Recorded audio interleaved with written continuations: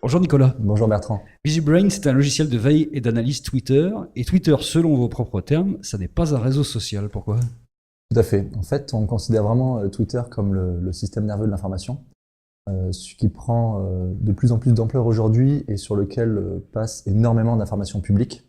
Et vous aidez donc les marques à aller chercher là-dessus tous les signaux forts, éliminer le bruit qui est énorme sur Twitter.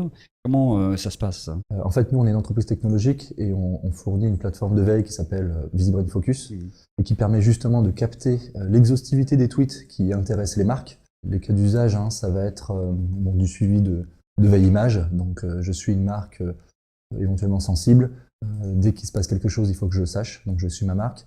J'ai des produits, il faut que je suive ce qui se passe aussi. Si je suis par exemple une entreprise automobile, s'il y a des rappels, en cas de crise, il faut que je sache instantanément ce qui est dit pour pouvoir réagir en termes de communication. À nous, on équipe les départements de la communication digitale et c'est eux qui ont besoin de notre logiciel.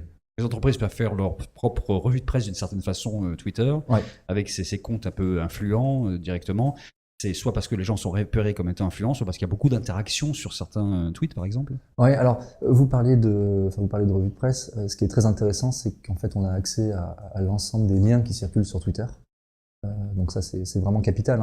Ce qui nous permet de faire de la revue de presse en temps réel, c'est-à-dire une entreprise va pouvoir savoir précisément sur, par exemple, la dernière heure ou la journée en cours ou même la dernière semaine, quels sont l'ensemble des liens qui ont circulé sur elle. Et l'ensemble des liens, c'est quoi ? Ce sont beaucoup d'articles de presse. Ça peut être des photos, ça peut être des vidéos, et on permet de faire un classement par impact de ces liens instantanés. Ça veut dire que vous êtes obligé d'acheter un certain nombre de données ou pas finalement ? Tout à fait. Est-ce que les API de Twitter proposent quoi et qu'est-ce que vous achetez vous ? Alors il y a une partie, il y a des API gratuites Twitter qui permettent à des développeurs ou des gens qui veulent afficher sur leur site web par exemple les derniers tweets qu'ils ont émis avec leur compte, qui sont un accès très très limité sur des petits volumes, donc on ne peut pas monter d'entreprise pour faire de l'analyse sur ces données. On a vraiment un accès à l'API professionnelle qui offre un accès fiable et exhaustif et temps réel aussi à ces données. Qu'est-ce que vous pouvez fournir aux entreprises sur les tweetos qui ont interagi ? Les données sont assez brutes quand même. Donc on parle de données géolocalisées, oui, ça représente souvent moins de 2% des tweets, donc c'est très faible.